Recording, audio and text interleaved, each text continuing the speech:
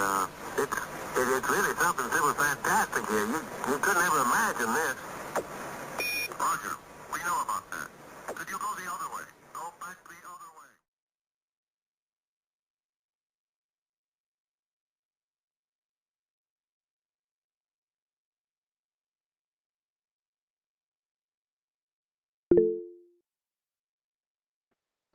Good evening, everyone. I welcome you to the world's biggest digital space conference this year, organized by SDNX and Helium Learning Labs.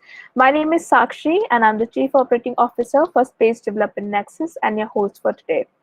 This year's theme, the role of space education and research in emerging nations, was adopted to put a spotlight on the space activities in emerging nations and empower them further.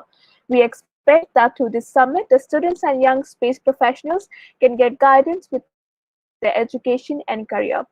STNS Foundation was established in the year 2013 with the purpose of making space accessible to everyone through its initiatives and educational projects supported by space research and development.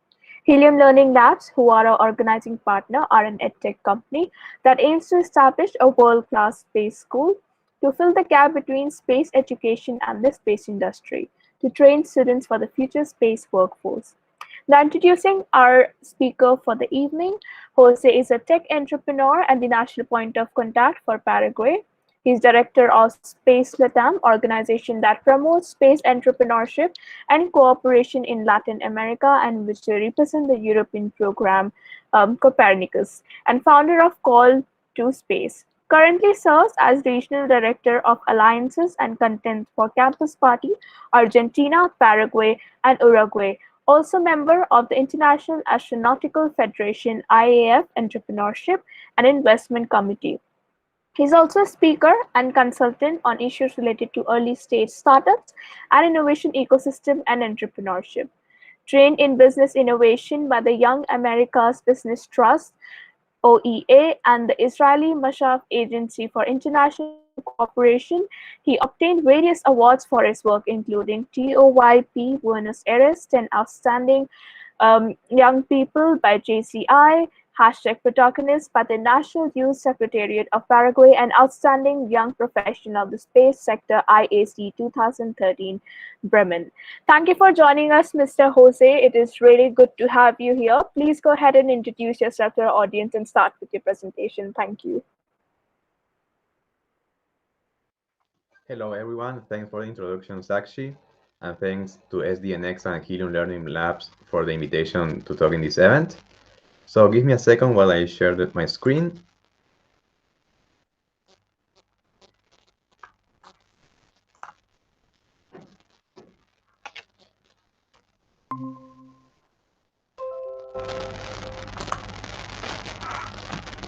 Can you see it there? Yes. Perfect, thanks. So again, Sakshi already introduced me, so I want to tell you a little more about my organization first, before entering directly to the space industry of Paraguay. Space Latam is a social enterprise which focuses mainly in three areas. One is entrepreneurship and innovation. The second one is cooperation in the region. And the third one, the appliance of benefits of space technology for society. And all this in order to develop the space industry in the region. Now, in order to do this, for example, for entrepreneurs, we help early stage startups and not so early businesses sometimes also. We organize our own talks, forums, workshops, hackathons, and basically help with whatever entrepreneurs can need to initiate or to support their journey. In the cooperation area, what we do is basically trying to formalize and create the space ecosystems in the region.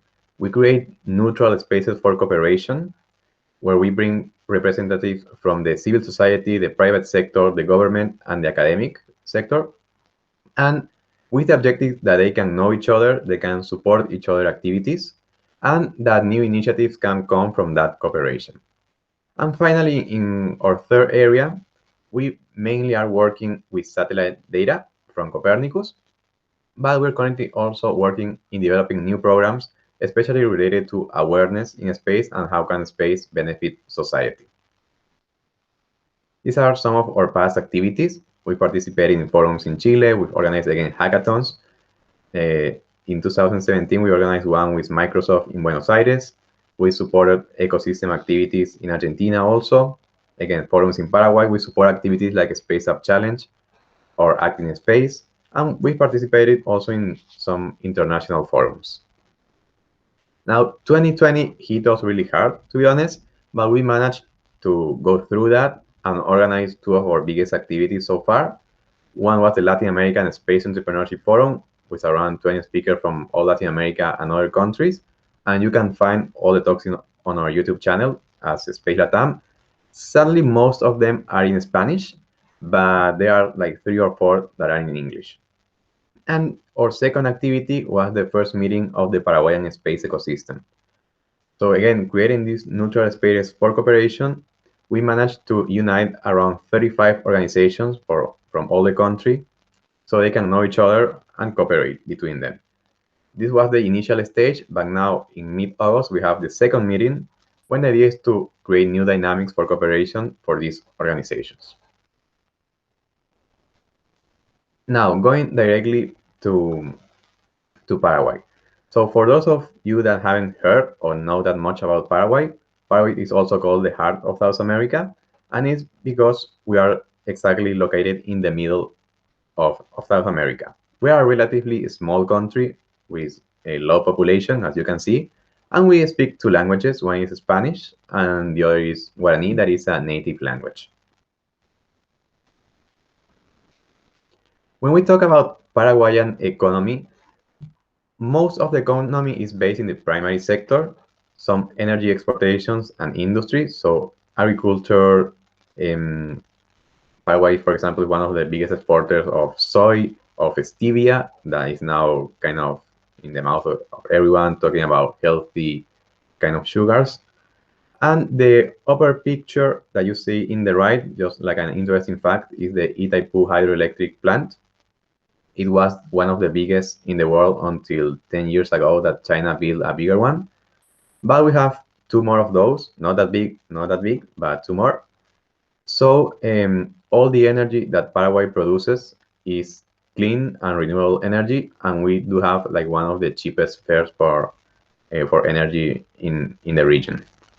Now, in 2015, we can say that a revolution began in Paraguay related to the orange economy, creativity, startups, and technology.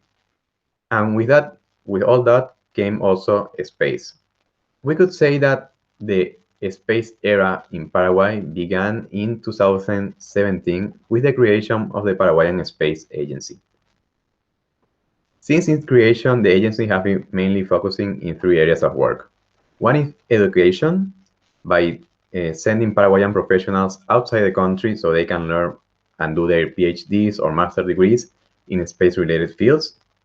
Currently, we have Paraguayans studying in Argentina, in Russia, in Korea, in Japan, in Taiwan, and in the US, with the objective that once they finish their studies, they can come back and apply what they learned to develop the local industry. Second one is international relations. The agency has been working really hard to insert Paraguay into international forums and activities.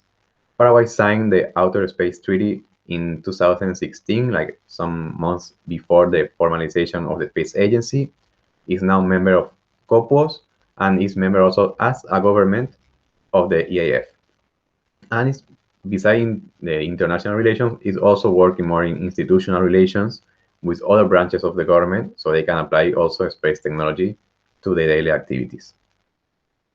Finally, they're working also a lot in awareness, organizing activities like talks, forums, workshops, and so on, mostly to get to know to the population that they do have a space agency, that space is a reality, and that they can be part of it also. Now, all this work brought us to one of the greatest achievements for Paraguay, that is the creation and the launch of its first satellite. Is a CubeSat called GuaraniSat-1 that was developed in cooperation with JAXA and the BIRDS project. It was launched from the ISS, I think a couple of months ago, maybe in March. Now, to talk about education. Paraguay doesn't have a specific official program itself related to education. Like it's not like a curricula in schools or universities. We don't have also like a specific career related to space. We do have careers that use space technology, like agricultural engineering, atmospheric sciences, or geographical engineering, and but not something like aerospace engineering or space engineering. We do have an aeronautics career, but they don't touch too much topics related to space. What we do have are extracurricular activities so people can relate to space. Especially we have activities for kids. The picture that you see there is from the Paraguay Astronauts School. That is a kind of a space camp for kids and young teenagers so they can learn more about the space and get passionate about STEAM fields. We have independent courses, workshops, and activities from the civil society and nonprofit foundations. And we have class projects. Now, this is one of the ways that students in Paraguay have found to relate themselves with space. So although we don't have specific careers in university, a lot of students are working in space projects within their own careers. So for example, you can find in engineering students group building CANSATs, others building CubeSats, and others building rockets. Now, where we do have some kind of professional education is in satellite imagery. Here we have more professional courses and some courses that get to the level of diploma, almost master degrees. And one of them is supported by a local university and by an international university. Besides that, there are also small courses about satellite imagery, but that's it for education, at least for now.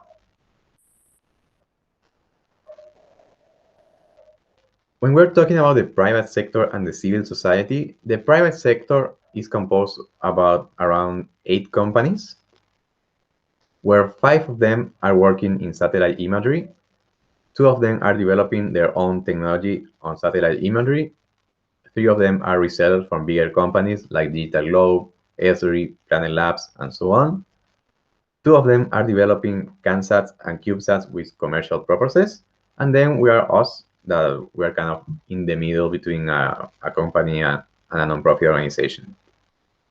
When we talk about the civil society, most of the civil space society in Paraguay is composed by astronomy clubs. We have a lot of them, and we have them even way before the space agencies began. So they play a critical role in educating and inspiring young generations in space fields.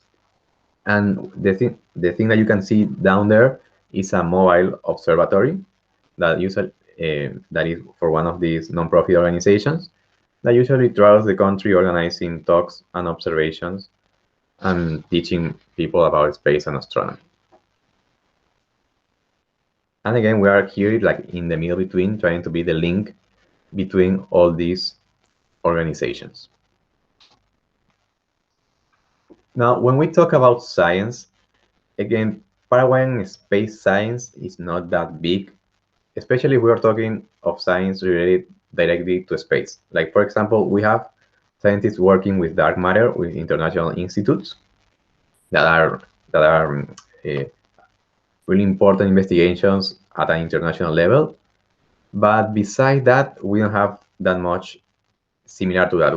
We do have Paraguayan scientists working outside the country, but I don't like to consider them part of the Paraguayan space industry since they are not working for the Paraguayan government or Paraguayan companies.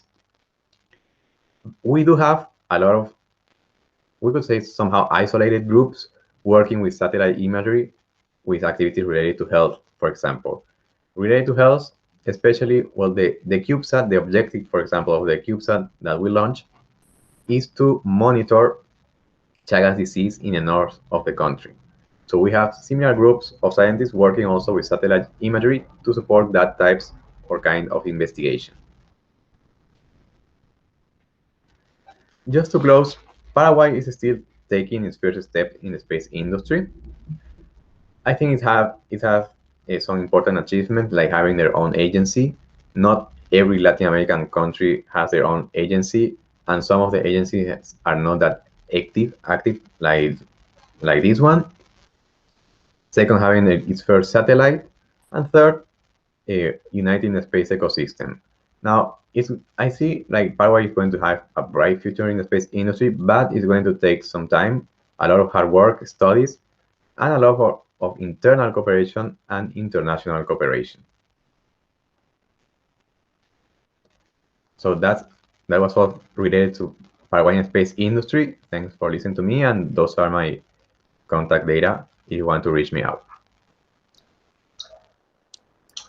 Thank you, Mr. Jose. Thank you for the wonderful insights and about the Paraguayan space industry. I'm sure a lot of students from your country will connect with you for the same, and if they have any doubts.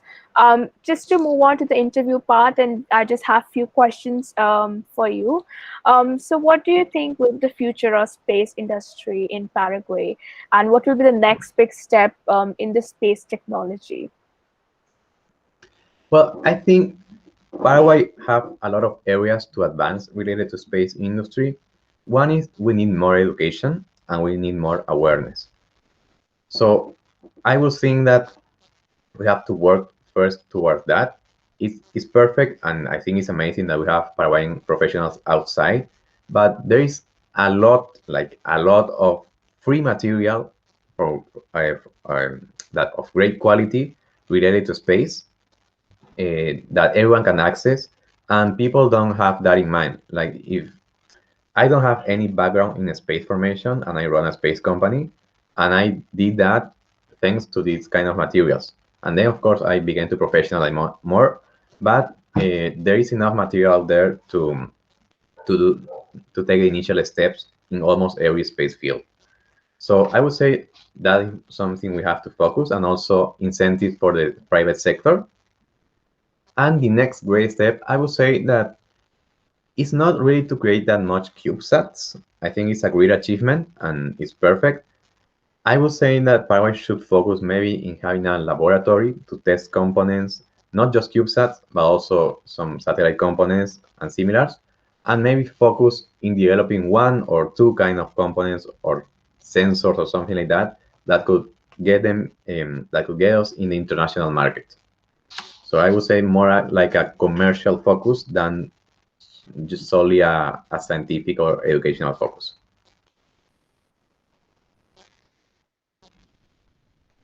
You are muted. I'm so sorry.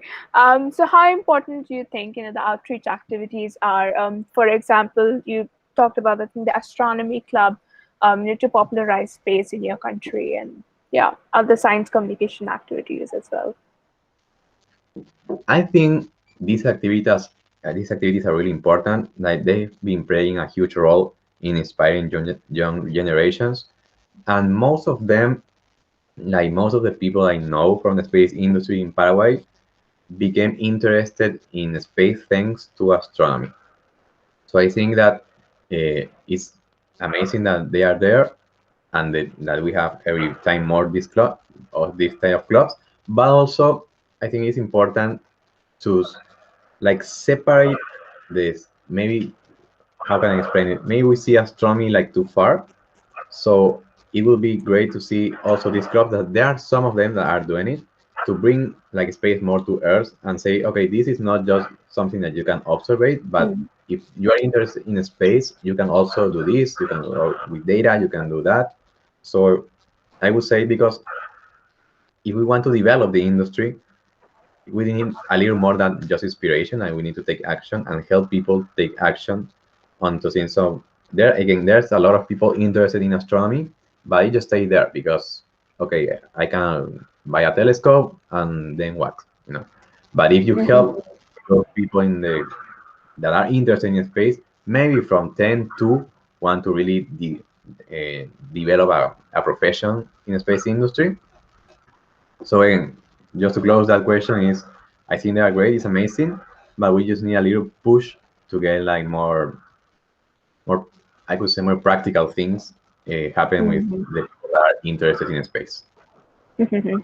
Definitely. And do you can you please tell us more about Space Latam, like how it all started for you, as an entrepreneur? I'm sure like there would be a lot of people in the audience as well who would like to know, the entrepreneurship, like your entrepreneur journey as well. So what motivated you, and what are your future goals for your company? Where do you want to see it in another upcoming years? Well, related to that, at the beginning is there is not like a nice answer. Like company came first, inspiration come after that. So Space Latam currently our main office is in Paraguay in Asunción, but we were born in Buenos Aires. And Space Latam was born because we were bored with the activities we were doing at that time.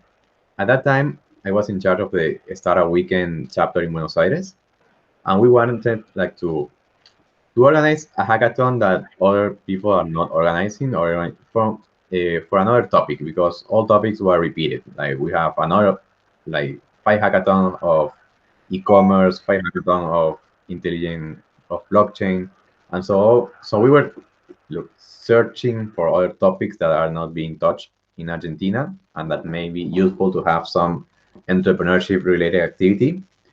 And then we found space. So we decided to go into space. Our name was Space Challenge Latam because it was a series of talks that ended in a hackathon that we did with Microsoft. And beside that, we see, okay, there's some potential here. Let's try it. Let's advance a little more. And after that, we became officially Space Latam. And I would say that the real inspiration came after that, because what inspires me is not really that much the technical aspect of it, but more the thing that we can achieve if we unite as humanity. And I think that we can use space as an example of it. So especially I know that other speakers have also take this example, but we have the ISS, that we have a lot of international nationalities working together without borders, we can say, without taking maybe in account their political views or things like that, because they have to survive out there. And the thing is that our reality is not that different from them. The thing is that we are just in a bigger ship, we could say. So I think that space can help other industries to adopt that kind of view, and that together we can help everyone to develop ourselves as humanity and as planet Earth, we could say. That's what really inspired me. That's pretty inspiring, to hear your journey. And so entrepreneurship is such a big part of your life, right? And how does the space ecosystem, when you were talking about the ecosystem as well in your presentation, is developing because of privatization of space? And how do you think, how much of a role establishment of accessible space education will play in emerging nations like Paraguay? You also talked about the education part, but there aren't any courses as of now. There are some professional courses, but there is still requirement of addition of maybe some education policy, or something related to education. So how do you think this will all help in developing the space ecosystem in your country and other emerging nations as well?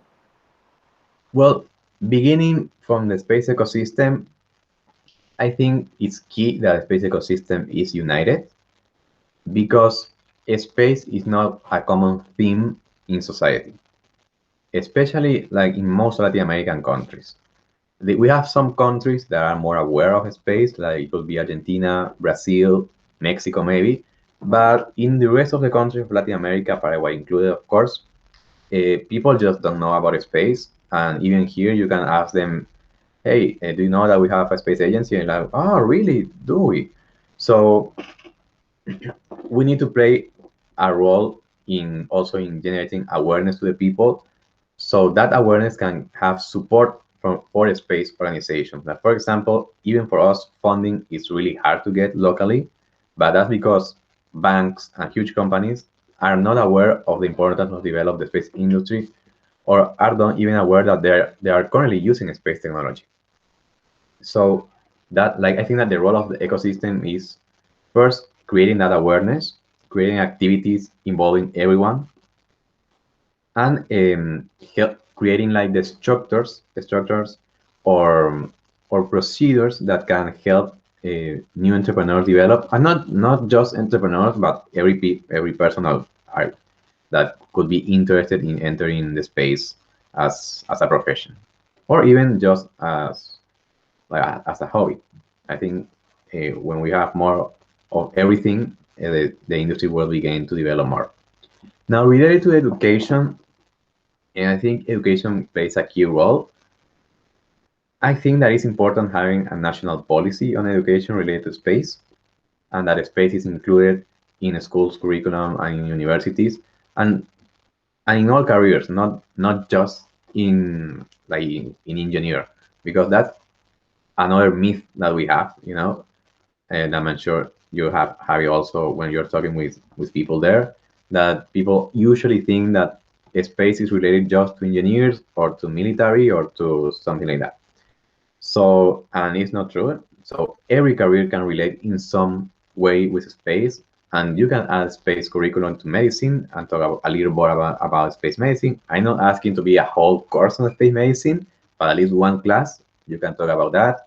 You can talk maybe in agricultural careers a little bit about the satellites. You are already using um, satellite imagery. Why not talk a little more about the satellites and how do we create them, and a little about their story and so on. So I think that these are some small steps, but are important, and that they will help to inspire people that have that, I could say, space feeling inside them. So maybe in your class of 100, you show that story of satellites, and maybe one of them or two are interested. The two search a little more information, and one of them and becoming a satellite engineer or something like that. So I think that it's important to have that type of education in all stages of society. Maybe. And definitely, I think you talked about, people, how they perceive space as well, and like how, how outreach and basically awareness of space is important in any emerging nation. So how does people in Paraguay actually perceive space? Like what interactions did you have with them? Expanding on this, yeah. Well, the Paraguayan public usually is not really that much aware about space. Like they don't care about it much. So that's why the agency and us also are trying to focus a lot in creating this awareness. So again, the perceived feeling is that space too far, that we as a nation we are too poor or too underdeveloped to work towards space. And now that's a general feeling in all Latin American nations. Like if we usually joke between countries in Latin America that who is the worst basically, and it seems like every country is proud to be in the worst. So they have that kind of mentality embedded inside them. So when you're talking about space, oh no, this is Paraguay, and we even can fix the road, and we're going to talk about satellites. So that's the kind of feeling. But once they know that they have an agency, that they have launched a satellite, that there are space companies in the country, that Paraguay is also in international forums, so they began to get more positive about that and more interested about that. But again, I think that it's a lot of work on awareness, a lot of support. We need also a lot of support of media that we're now having more, but before it was like really hard again to get media. But that's like the general thing that is normal, kind of apathic. But once they know about the space and that we have space activity, they have a better impression about it, and they want to learn more and get involved in some occasions with the space activities. Definitely, and I agree with your part that it's a sort of combination of things as well, and what culture you come from as well. So I think culture has a really big effect on science, and science has a very big effect on culture. And if media, backs it up, in some way, then it kind of works. For example, in India, it's something like that. We are developing because now ISRO has opened up its gates. But yeah, we're still a long way to go in these things. Just getting up to a fun question, not so technical, but what do you think about space tourism? So, already had, the Virgin Galactic mission, and tomorrow, Jeff Bezos, Blue Origin have their space tourism mission. So, how do you think that will, change this humanity and the culture of it, as well as we were talking about, culture right now? Well, I'm really excited about space tourism. Like, I think for experiences of astronauts that I read and so on, that in something that all of them agree that is that once you are up there, it changes your view of humanity itself. That you finally realize how we are really united, how fragile we are as a planet. So I think that space tourism will help more people to realize that, more people to support space, and even maybe in the, I hope not so long future, to really unite us as a humanity, as Earth, basically, and leave our difference, more political, both being political, religious, and ours behind, and cooperate towards a better future for all of us. So I really think that space tourism is great. I hope prices drop down, but again, I'm really excited about it.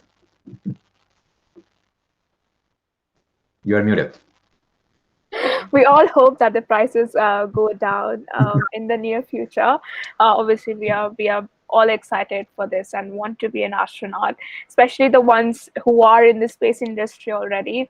And just for the last question from my side, is that what career advice or suggestion you would like to give to the students and young professionals watching your session today? Because you are a perfect example, or I should say epitome of, someone who probably doesn't belong to an engineering background, but he's still in the space industry. What kind of suggestion you want to give to people? Yeah. The advice that I would give to anyone that wants to enter the space industry is you have the resources out there to investigate the field you want to get in, and even to learn and give the first steps. So just go there, take that course. We have with Call to Space a link that have 50 free courses related to space. You can search us as call.space, call2.space. But I send you the link after. And you can take one of those courses. There are courses on culture, on engineering, of satellite imagery, of science, a lot of it. If not, just go buy a book that might be interested to you related to space. Join one of your organizations that are in your area, these astronomy organizations. Talk to your local agency. Most of them are kind of accessible. At least if you write the Mexican Space Agency, the Argentine Space Agency, or the Paraguayan Space Agency, they will answer you. So you can coordinate maybe a meeting with them to know more about a specific field. Get in touch with other space professionals. The easiest way is to join organizations like HJC, again, the Astronomy Club, and similars. And of course, if you are an entrepreneur in Latin America and need a hand with anything, you can contact us, and we'll try to do our best to help you with beginning your journey in entrepreneurship. Thank you, Mr. Jose. Thank you for joining us today. It was wonderful to have you here, and we will see you soon. Thank you for the invitation. Bye-bye. Bye-bye. Thank you.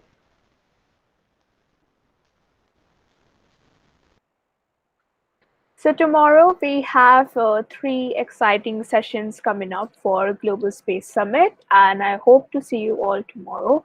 Thank you so much for joining us today.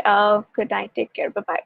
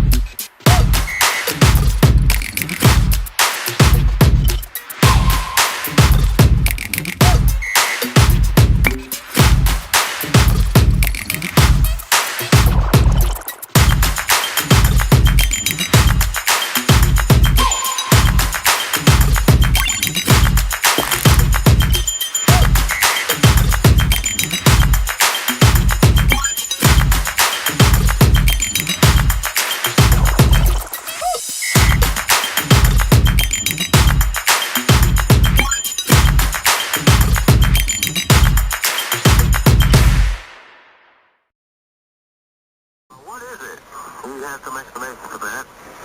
We have none. Don't worry. Continue your program. Oh boy, it's really something super fantastic here. You couldn't ever imagine this. Roger. We know about that. Could you go the other way? Go back, please.